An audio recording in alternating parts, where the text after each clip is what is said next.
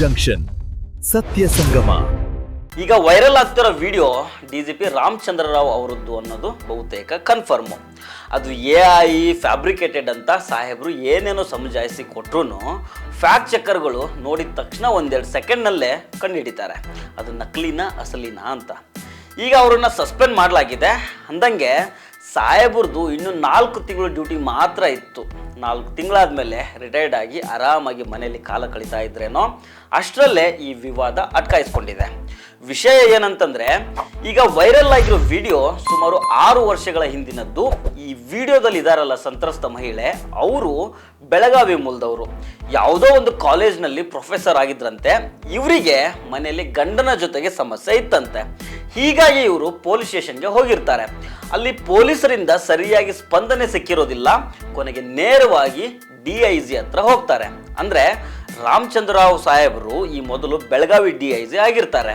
ಆ ಸಂದರ್ಭದಲ್ಲಿ ನಡೆದ ರಾಸಲೀಲೆ ಇದು. ಈಗ ಹೊರಗಡೆ ಬಂದಿದೆ.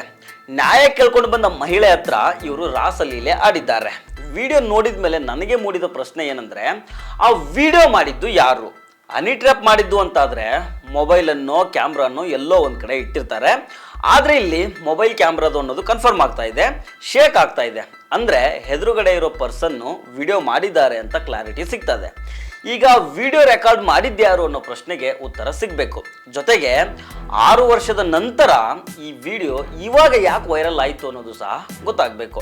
ಹಾಗಂತ ನಾನಿಲ್ಲಿ DGP ರಾಮಚಂದ್ರ ರಾವ್ ಮಾಡಿರೋ ಕೃತ್ಯವನ್ನು ಸಮರ್ಥಿಸಿಕೊಳ್ತಾ ಇಲ್ಲ. ಸರ್ಕಾರಿ ಆಫೀಸ್ನಲ್ಲಿ ಯೂನಿಫಾರ್ಮ್ ಹಾಕ್ಕೊಂಡು ನ್ಯಾಯ ಕೇಳ್ಕೊಂಡು ಬಂದಿದ್ದ ಮಹಿಳೆಗೆ ಅಧಿಕಾರವನ್ನು ದುರುಪಯೋಗ ಪಡಿಸ್ಕೊಂಡು ಈ ರೀತಿ ಮಾಡಿರೋದು ಸರಿಯಲ್ಲ. ಅದ್ರ ಬಗ್ಗೆ ಮುಂದೆ ತನಿಖೆ ಆಗುತ್ತೆ. ಅವ್ರ ಮೇಲೆ ಈಗಾಗಲೇ ಕ್ರಮ ಕೂಡ ಆಗಿದೆ. ಗೃಹ ಇಲಾಖೆ ಅವರನ್ನು ಸಸ್ಪೆಂಡ್ ಮಾಡಿದೆ. ಆದರೆ ಈ ವಿಡಿಯೋ ರೆಕಾರ್ಡ್ ಮಾಡಿದ್ಯಾರು, ವೈರಲ್ ಮಾಡಿದ್ಯಾರು ಅನ್ನೋದು ಕೂಡ ತನಿಖೆ ಆಗಬೇಕು. ಯಾಕಂದರೆ 6 ವರ್ಷಗಳ ನಂತರ ವಿಡಿಯೋ ವೈರಲ್ ಆಗಿದೆ. ಇಷ್ಟು ದಿನ ಇಲ್ಲದ್ದು ಇವಾಗ ಯಾಕೆ ವೈರಲ್ ಆಯಿತು? ಈ ಪ್ರಶ್ನೆ ಯಾಕೆ ಮೂಡುತ್ತೆ ಅಂತಂದರೆ, ವೈರಲ್ ಮಾಡಿದವರು ತಾವೇ ವಿಡಿಯೋದಲ್ಲಿ ಬ್ಲರ್ ಮಾಡಿದ್ದಾರೆ. ಬ್ಲರ್ ನಾವು ಮಾಡ್ತಿರೋದಲ್ಲ, ರಾ ಫುಟೇಜ್ ನಮಗೂ ಸಿಕ್ಕಿಲ್ಲ. ಈ ವಿಡಿಯೋವನ್ನು ಮೀಡಿಯಾಗೆ ಕಳಿಸಿದ ಪುಣ್ಯಾತ್ಮರೇ ಬ್ಲರ್ ಮಾಡಿದ್ದಾರೆ. ಮತ್ತೆ ಇನ್ನೊಂದು ವಿಚಾರ ಏನಂದರೆ, ಆ ವಿಡಿಯೋದಲ್ಲಿ ಬೇರೆ ಬೇರೆ 3-4 ಕ್ಲಿಪ್ಗಳಿದ್ದಾವೆ. ಅವೆಲ್ಲವನ್ನು ಕಟ್ ಮಾಡಿ ಒಂದೇ ವಿಡಿಯೋದಲ್ಲಿ ಜಾಯಿಂಟ್ ಮಾಡಿ ಮೀಡಿಯಾಗಳಿಗೆ ಎಲ್ಲನೂ ಒಟ್ಟಿಗೆ ಸಿಕ್ಬಿಡ್ಲಿ ಅಂತ ಪ್ಲ್ಯಾನ್ ಮಾಡಿಕೊಂಡು ಮಾಡಿರೋ ಥರ ಇದೆ ಇದು. ಹೀಗಾಗಿ ಇಲ್ಲಿ ಉದ್ದೇಶಪೂರ್ವಕವಾಗಿ ವಿಡಿಯೋ ವೈರಲ್ ಮಾಡಿದ್ದಾರೆ ಅಂತ ಅನ್ನಿಸ್ತದೆ.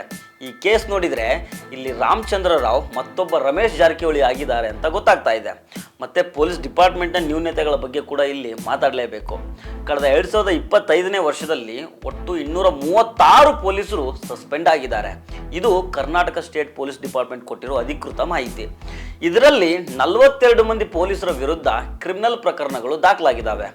ಈ ಪೈಕಿ ಅರ್ಧಕ್ಕರ್ಧ ಜನ ಬೆಂಗಳೂರಲ್ಲಿ ಕೆಲಸ ಮಾಡೋ ಪೊಲೀಸರು. ರಕ್ಷಕರೇ ಭಕ್ಷಕರಾದರೆ ಹೆಂಗ ಸ್ವಾಮಿ? ಇನ್ನೊಂದು ಶಾಕಿಂಗ್ ವಿಚಾರ ಏನಂದರೆ, ಸಸ್ಪೆಂಡ್ ಆಗಿರೋ ಪೊಲೀಸರ ಪೈಕಿ 3 DSPಗಳಿದ್ದಾರೆ.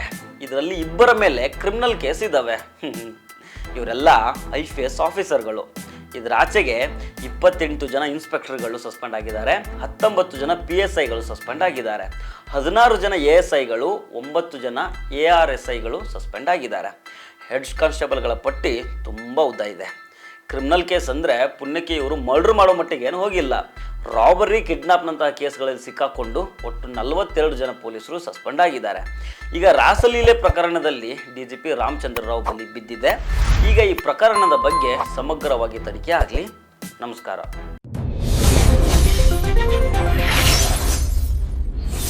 ನ್ಯೂಸ್ ಜಂಕ್ಷನ್ ಸಂಗಮ.